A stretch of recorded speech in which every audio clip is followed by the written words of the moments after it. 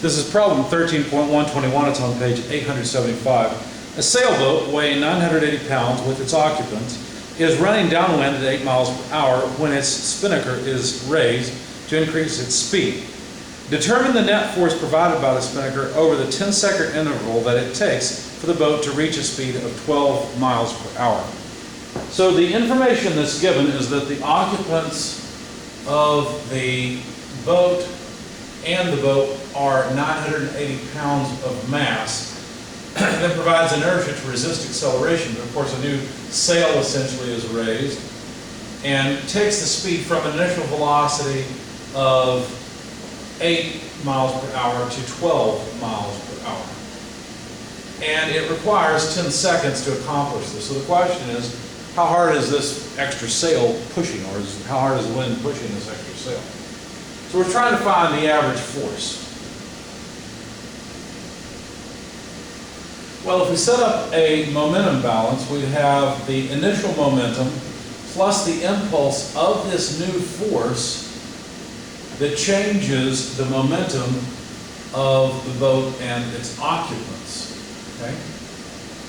Now, what we often like to do is eliminate this impulse term if possible. If not possible, as in this case, we will often pretend that this force is a constant force. That way it comes out of the integral. And that's what they've suggested we do essentially, or required that we do, by asking us for the average force. That's really what we're doing, is saying, well, we're just going to pretend this is constant or some average and pull it out.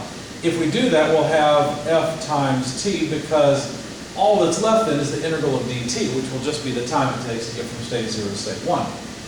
Rearranging things a bit, we'd have the mass times the initial velocity, or the final velocity, minus the initial velocity, just taking the initial momentum term to the other side. And then if we divide both sides by time, there's the average force. How do I know it's average force? Because I pulled it out of the integral. Right? So plugging in numbers, we get 980 pounds mass that is accelerated over 10 seconds. Of course, the reason we need to use impulse momentum is because they give us time. Right? Of course, the velocity is somewhat of a giveaway, but time is certainly the clincher that makes us decide to use impulse momentum. Anyway, the speed change is 4 miles per hour, which is really what we're computing here. And let's do some conversions. There's an hour per 3,600 seconds, and there's 5280 feet per mile. That takes care of the mile units. And notice that we're left with, let's see, the number is 574.93 repeating, but the units that remain are pounds mass from here. There's feet per second squared. Okay, so those are the units.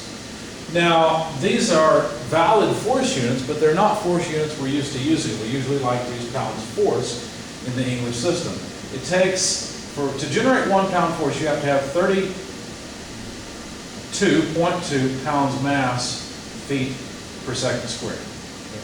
That's how many pound mass feet per second squared it takes to equal 1 single pound force. This comes out to about 17.86 pounds force. So the extra sail or spinnaker, however you pronounce that, adds almost 18 pounds of force to the craft.